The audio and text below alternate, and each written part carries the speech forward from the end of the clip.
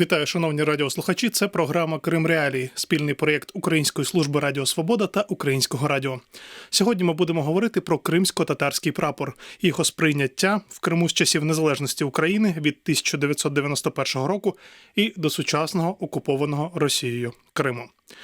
День кримсько-татарського прапора щорічно відзначається 26 червня. Традиційно кримсько-татарський прапор являє собою полотно небесного кольору зі знаком тамга золотого кольору. Полотно блакитного кольору – це символ чистого мирного неба, а золота тамга у лівому верхньому куті – родовий знак правлячої династії Кримського ханства Гераїв. Однотонне тло – це єдність народу. Так описують прапор в Офісі омбудсмана і на офіційній сторінці Українського інституту національної пам'яті. Про те, як національний прапор перетворився на знамена спротиву і фактично потрапив під заборону в окупованому росіянами Криму, ми поговоримо з нашими гостями. І з нами зараз на зв'язку Рефат Чубаров, голова Меджлісу кримсько-татарського народу. Рефат ага, вітаю вас. Доброго дня.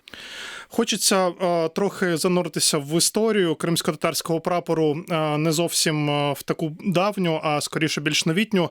Ви пам'ятаєте, як вперше в Криму після незалежності з'явився кримсько-татарський прапор? От де його вперше можна було побачити?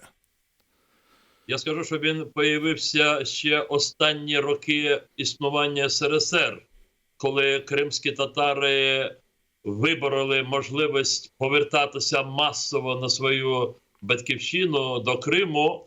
І от наприкінці 80-х, 90-му році, тодішня влада радянська максимально здійснювала спротив цьому поверненню, і люди збиралися разом, і вони сідали на якісь, сідали так образно, як кажуть. Тобто вони виходили на якусь площу для того, щоб виказати свої вимоги.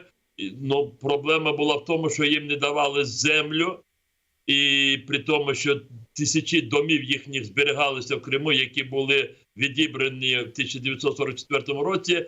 Тоді люди об'єднувалися навколо оцього прапора, йшли до тих сел, звідки їхні батьки родом, і там займали пусті землі і почували будуватися. І одразу над цими місцями, де вони будувалися, а потім вони стали селищами вже після побудови, вже тоді замайорили кримсько-татарські прапори. І тоді ж 26 червня 1991 року, коли зібрався відновлений другий Курултай після 73-річної перерви, вимушеної в Сімферополі, і на сцені Курултаю вже стояв кримсько-татарський прапор. Радянського прапору не було, я одразу говорю. Як тільки Україна оголосила незалежність, поруч з кримсько-татарським прапором одразу і став і ніколи не знімався вже державний прапор України. Рефат ага, тут таке ще питання до вас. В перші роки незалежності як сприймався кримсько-татарський прапор місцевими, тими, хто жили в Криму на 91-й рік, не кримськими татарами? Я не скажу, що схвально, скоріш всього вороже, оскільки вони вбачали в прапорі кримсько-татарському народу як символ тих людей, яких вони не хотіли, бо більшістю боялися нашого повернення, бо відчували моральну свою відповідальність. Я ж повторюю, значна частина з них користувалися нашими домами, але потрошки звикли, але ніколи місцева влада вже за часи української незалежності, кримська місцева влада, вона ніколи не допускала кримсько-татарський національний прапор на якісь заходи офіційного такого характеру. Вони відсторонювалися від нашого прапору. Рефат ага, але тут дуже важливо це додати для об'єктивності. Але ж ми ніколи не те, що не визнавали, ми відкидали ту ганчірку яку вони назвали прапором Автономної Республіки Крим, і вона має саме 3 кольори російського прапору. І коли стверджувався так званий прапор Автономної Республіки Крим, вони абсолютно ігнорували нас і не радилися, не консультувалися. І тому вони, знаючи про те, що ми ніколи на наші заходи, коли піднімали державний прапор України і кримсько-татарський національний прапор, ми ніколи не допускали так званий прапор Автономної Республіки Крим. Реватага, таке питання до вас ще. Я от зі своїх спогадів про Сімферополь найчастіше бачив кримсько-татарський прапор чомусь тут не 26 червня, а 18 травня до Дня пам'яті жертв депортації. Його традиційно проносили центром Сімферополя. Була хода. І хочеться у вас спитати, коли кримсько-татарський прапор, от за вашими спостереженнями, став в Криму абсолютною нормою, коли люди звикли, що от він висить на будівлі меджлісу, може висіти в когось вивішений з вікна квартири або біля чогось будинку. В який момент кримсько-татарський прапор в Криму став такою абсолютною нормою? Я думаю, що тут ви праві в тому, що певний період от повернення влаштування кримсько-татарський прапор більше відігравав мобілізуючу роль. І тому от при будь-яких заходах, які говорили про мобілізацію людей, в тому числі в жалобі 18 травня, але були інші заходи, скажімо, пов'язані з протестними акціями. 10 грудня День прав людини, або День корінних народів, який відмічався в серпні, і відмічався лише кримськими татарами. Ми завжди піднімали кримсько-татарський національний прапор. У 2010 році на сесії Курултая кримсько-татарський прапор для того, щоб ще більш висловити шану, повагу до національного прапору, Курултай прийняв рішення про встановлення Дня кримсько-татарського прапору, і цим днем було визначено 26 червня, перший день роботи відновленого другого Курултаю кримсько-татарського народу, як я вже казав, після 74 років вимушеної перерви. І от з наступного року, з 2011-го, оцей день він став таким святковим днем і для кримських татар, для багатьох їх сусідів. Я думаю, що от серед новітніх таких пам'ятних дат, які відзначаються кримськими татарами, День кримсько-татарського прапору є одним із таких теплих свят, коли під час якого дуже багато освітних, розважальних заходів, програм, до яких залучаються діти. Таке це світле свято, і воно було, ми побачили, дуже востребованим після того, що 18 травня дійсно в історії нашій один із таких трагічних, найголовна трагічна дата, і люди потребували ще повернення до своєї історії, іншими формами шанування, поваги, більше обізнаності. І до 2014 року, буквально за лічені роки, 26 червня, стало дуже помітною подією в Криму, на Майданах, і в Сімферополі, багатьох інших селищах, містах. Але після окупації Криму зрозуміло, що поступово окупанти вони обмежили можливості використовування кримсько-татарського національного прапору. Ми зараз з вами ще обов'язково про це поговоримо. Просто хочеться, скажімо так, ще наголосити людям, що після окупації Криму Росією, після 2014 року, кримсько-татарський прапор, можна так сказати, вийшов за межі Криму і став пізнаваним по всій Україні. Переселенці кримські татари перевезли його в Київ, у Львів, у багато інших міст. Зараз, в принципі, люди його впізнають, якщо показати їм кримсько-татарський прапор. І от буквально вчора в Києві встановили рекорд України. Найбільший кримсько-татарський прапор, розмір якого 9 на 16 метрів. Захід відбувся в Національному музеї історії України в Другій світовій війні. І я процитую організатора акції Ісмаїла Рамазанова, кримсько-татарського активіста.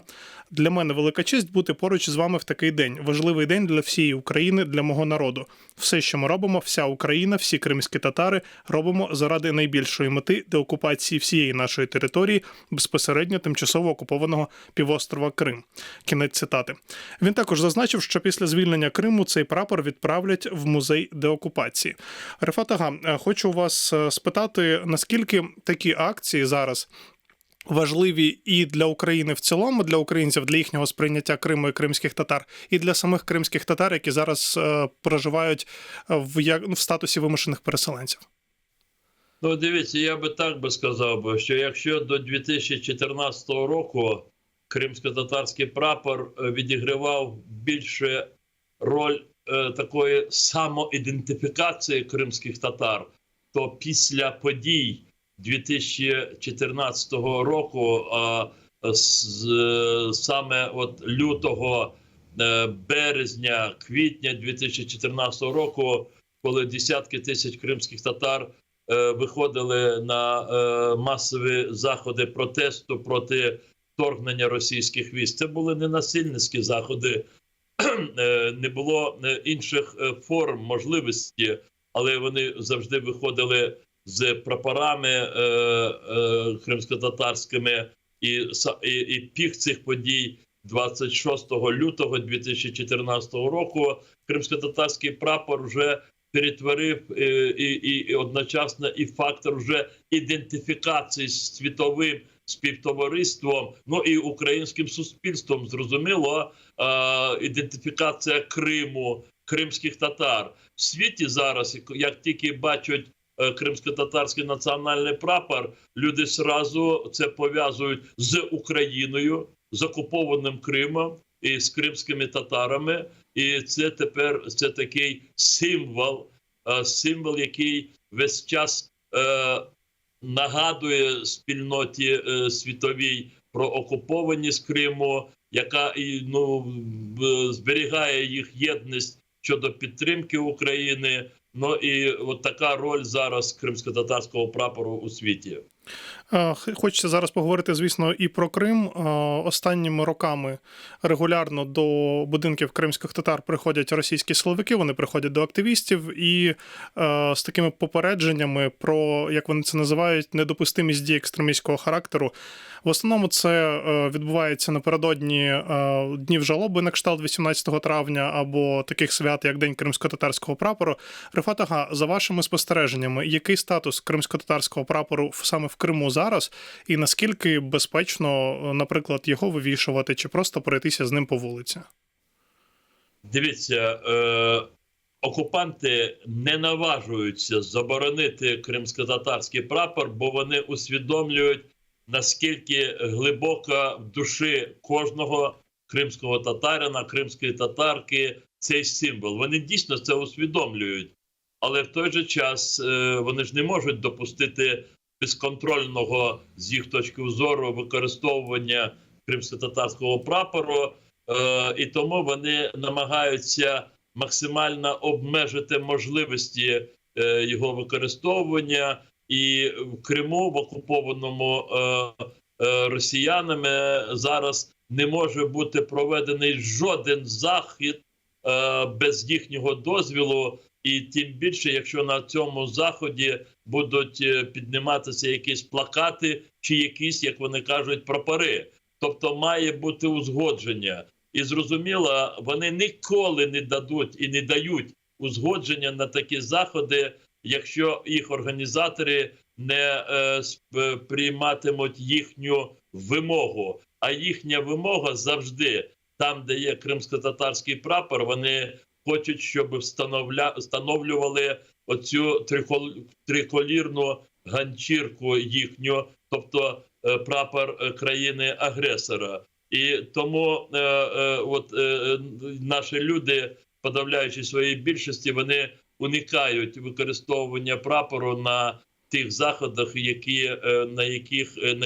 які беруться під контроль окупаційною владою. В той же час, от ми звернули увагу на, от буквально на декілька днів тому, коли був День кримськотатарського прапору, окупанти до цього дня заздалегідь готують дуже багато клипів, відеосюжетів, де показується кримськотатарський прапор, але, зрозуміло, обов'язково у супроводі прапору країни-агресора. Як правило, ці клипи вже, вони були виготовлені декілька років тому, вони їх повторюють з дня в день, але щоб просто створити таке уявлення, що нібито вони шанують і кримськотатарський прапор, але в той же час вони хочуть в головах людей вкорінити таке усвідомлення, що, мовляв, цей прапор пов'язаний з прапором країни-агресора.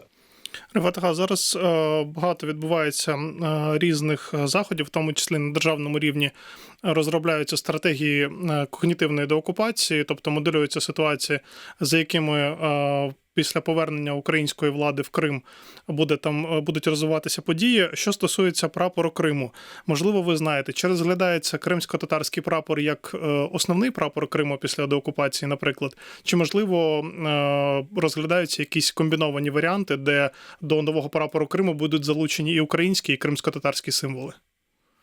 Дивіться, вже в українській державі кримсько-татарський національний прапор настільки використовується, ставиться на різного рівня офіційних заходах, церемоніях, що практично українське суспільство звикло до того, що це є прапор Криму. Це дійсно так. Зрозуміло, що ті, хто дуже цікавляться Кримом, дуже обізнані, вони знають, що це кримсько-татарський прапор, але більшість, як тільки бачать, кажуть, це прапор Криму, прапор кримських татар, і в них це вже не відрізняється. Я хочу сказати, що не було такого, щоб ми детально виписували десь, яким має бути прапор Кримської автономії після її трансформації автономії. Але для мене, для моїх колег, безумовно те, що цей прапор має бути повністю відповідати прапору кримсько-татарського національного прапору. Це очевидно, бо корінний народ півострову, кримські татари, згідно міжнародним нормам, згідно законодавства України, зокрема закону про корінні народи України, право на самовизначення у складі української держави.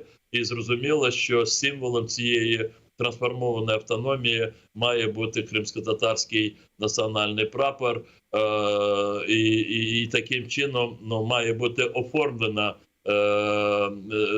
кримська автономія. Про це доцільно те, що ми говоримо сьогодні, бо День Конституції України 28 червня, і ми, по крайній мірі, політики мого покоління дуже добре пам'ятають, які дискусії, протистояння були під час, коли обговорювалися різні варіанти Конституції, і потім 26 червня 1996 року була схвалена та Конституція, згідно якої ми зараз живемо. І тоді, виходячи з цієї тодішньої політичної ситуації, внутрішньої, все, Крим був компромісом, і тоді не вдалося втілити те, що мали тоді втілити, бо тоді дуже сильні були ліві сили, комуністи, соціалісти. Тепер їх все немає, їх знесла сама історія, а ті, хто зберігся, вони побігли служити Москві. І Симоненко, і всі там негідники, вони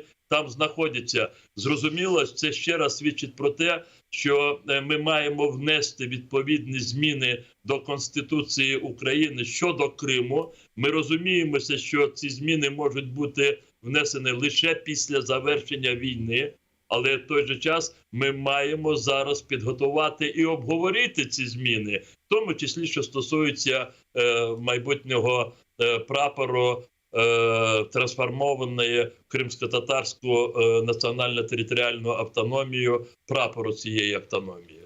Дуже вам дякую, Рефат Ага, дякую за вашу експертну думку. Нагадаю нашим слухачам, що з нами на прямому зв'язку був Рефат Чубаров, голова Меджлісу кримсько-татарського народу. Ми продовжуємо, і оскільки ми говоримо сьогодні з гостями в День Конституції України, ми не можемо оминути тему конституційних прав кримських татар. Від 2014 року ставлення до кримських татар зазнало змін. Вони набагато сильніше інтегровані в усі державні процеси. Прийнятий закон, який визнає кримських татар корінним народом України. Рефат Чубаров щойно про це також говорив. Але залишається ще низка питань, які знаходяться на розгляді. Одне з них – це кримсько-татарська національна автономія. І далі ми поговоримо з головою Ради Українського незалежного центру політичних досліджень і співзасновницею національної платформи стійкості та згуртованості Юлією Тищенко. Пані Юлія, вітаю вас. Доброго дня, вітаю. Скажіть, на вашу експертну думку, як сьогодні можна оцінити ситуацію з правами кримських татар в Україні, особливо якщо, наприклад, порівняти з 90-ми роками? Дякую за запитання. Сьогодні ухвалено, дійсно, як ви справедливо сказали, закон про права про корінні народи, зокрема. Тобто кримські татари, відповідно української конституції, визнані корінним народом. Це сталося ще в 2014 році. І фактично ми бачимо ще відповідні речі з попередніх років. Кримські татари ставили питання про те, що вони корінний народ України, фактично ще з початку 90-х, тобто з моменту свого повернення до Криму, фактично в повній мірі, яке стало можливим тільки після набуття Україною незалежності. І тривалий час, незважаючи на те, що тричі корінні народи були згадані в Конституції України 96-го року, хто це, яка сума там прав, дуже довгий період часу це не було визначено законодавчо. І тільки вже фактично останніми роками ця політика, ця концепція змінилася. І сьогодні в законі про корінні народи в Україні, який орієнтований на цю декларацію ООНівську про права корінних народів, до речі, Україна спочатку ж до неї не була приєднана, власне. Тобто він, в принципі, корелюється з основною сумою прав. Інша справа, наскільки ми можемо сьогодні в умовах окупації Автономної Республіки Крим повною мірою це дійсно зреалізувати, бо сьогодні Україна, Крим для України залишається окупованою територією. Російська Федерація сьогодні фактично контролює ті процеси, зокрема і політичні, і економічні, і репресивні, власне, які проходять сьогодні в Криму. Пані Юлія, от якраз про це хочеться поговорити. Ви були одним зі співорганізаторів нещодавнього такого форуму когнітивної деокупації, де в тому числі обговорювалися моделі можливої поведінки при деокупації Криму. Крим живе скажімо так, в полі російської пропаганди переважно останні 10 плюс років. Відповідно, дуже багато російських ЗМІ формують таку картинку, що кримські татари – це нібито радикали, екстремісти через їхню віру.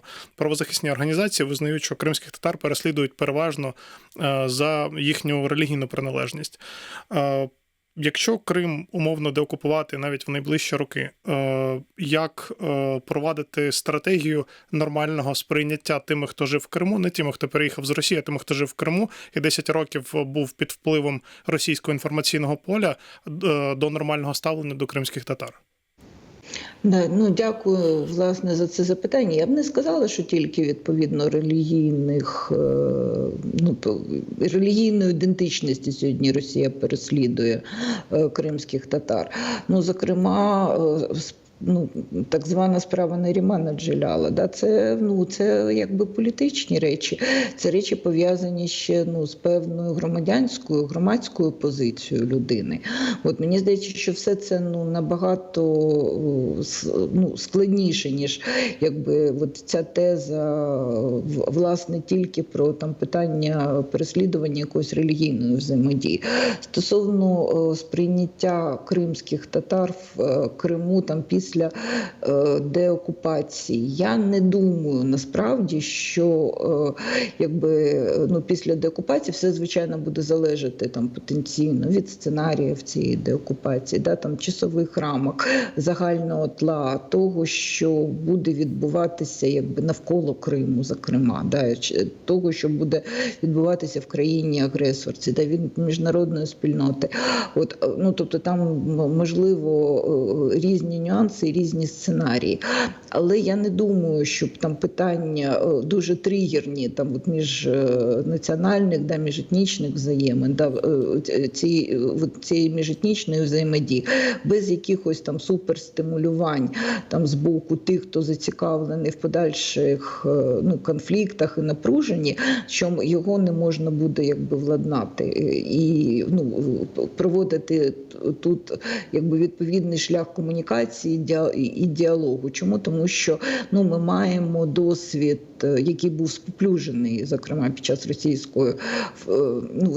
цієї російської окупації, співпраці, партнерства, складних взаємин, але тим не менше кримських татар, українців та росіян, тобто різних тих етнічних груп, які в Криму проживали до окупації. Там процеси взаємодії і інтеграції вони здійснювались. Тобто, але після потенційної деокупації Криму тут дійсно потрібно вже буде говорити про різні заходи політики, пов'язані з реалізацією прав кримських татар, власне, і мова, освіта, культура. Ми будемо дивитись і думати щодо тих дуже складних речей, пов'язаних з адміністративним, політико-правовим статусом Криму. Тобто у нас весь час відповідно цього відбуваються ті чи інші дискусії. І мені здається, дуже важливим також є включення, вписування і Криму, як такого, з його, цією особливістю, і в плані між національної взаємодії і тих викликів, зокрема, які є в цей загальний український контекст. Але загальні принципи тут – це повага до різноманіття, це повага до принципів верховенства права, до прав людини. Пані Юлія, у мене коротке питання на заключення. Наскільки зараз різниця в ставленні до кримських татар на підконтрольній Україні території і в Криму, за вашими спостереженнями, саме на державному рівні?